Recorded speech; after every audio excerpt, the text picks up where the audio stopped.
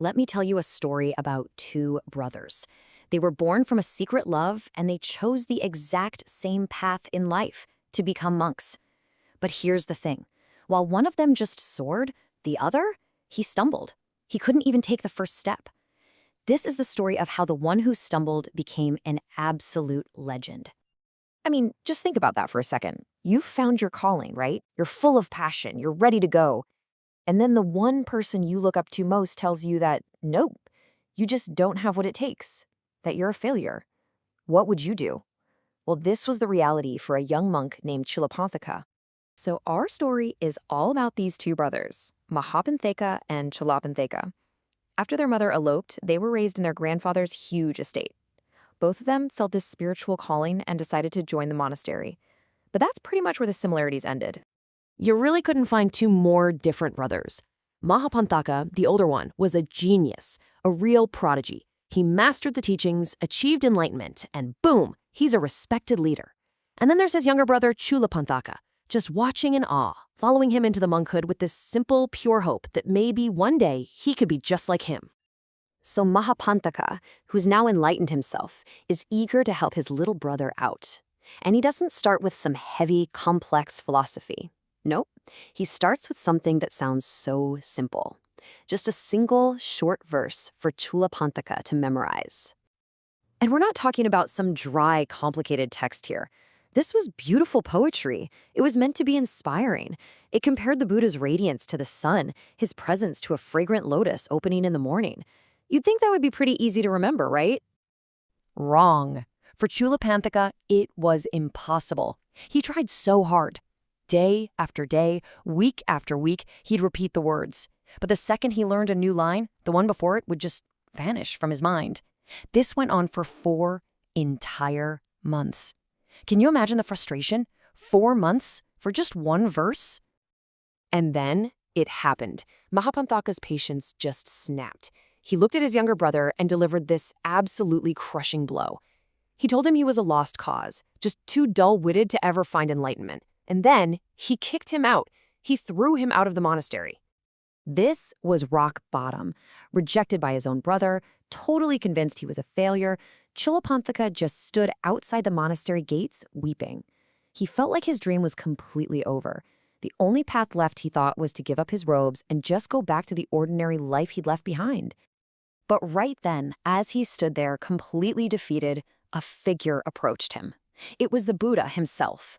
He saw the young monk's despair, and he stopped and asked him what was wrong. And this one chance encounter, it was about to change absolutely everything. Can you even imagine the relief? The person he revered more than anyone in the world was telling him he belonged.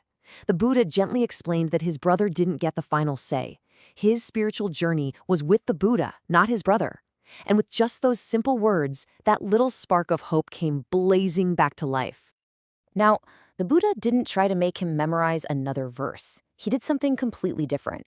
He handed Chulpanthaka a small, clean, white piece of cloth and told him to sit, face the sun, and just rub the cloth while repeating the words, "remover of dust." That was it. No complicated ideas, no memorization, just a simple, focused action. So Chulpanthaka did exactly as he was told. He sat down, held that pure white cloth in his hand, kind of like a symbol of a clear mind, and he started to rub it, chanting his simple phrase over and over again.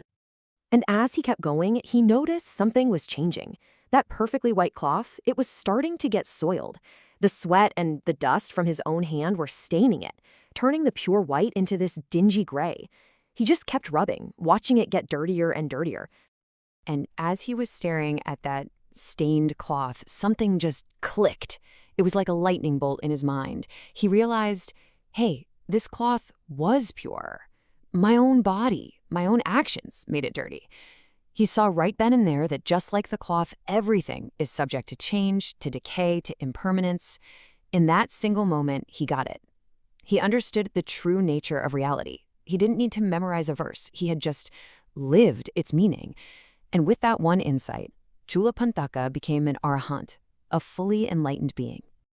Okay, so get this. The very next morning, all the monks were invited for a meal. But the Buddha refused to start. He said, wait, there's still one monk at the monastery. Mahapanthaka, probably having forgotten all about his brother, says, no, the monastery's empty.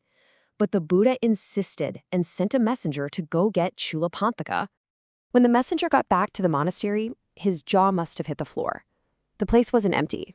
It was filled with 1,000 identical monks, all looking exactly like Chulpanthaka. Some were chanting, some were mending robes, some were meditating. The so-called dull monk was gone, and in his place was a master of illusion. The poor messenger had no idea what to do. He called out, "The Buddha summons Chulpanthaka."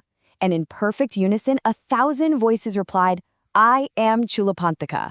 I mean, what do you even do then? He was totally confused and just ran back to tell the Buddha what he'd seen. The Buddha, of course, knew exactly what was going on.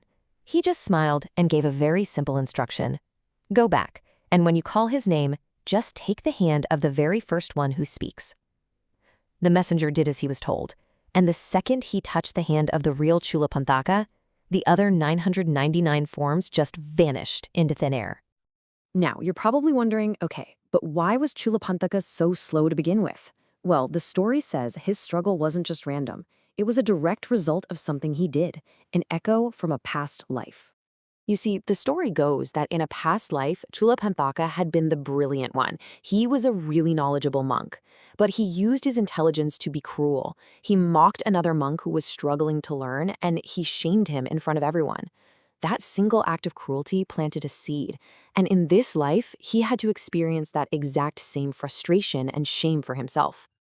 But in the end, the monk who couldn't remember one verse became celebrated for his incredible mental powers.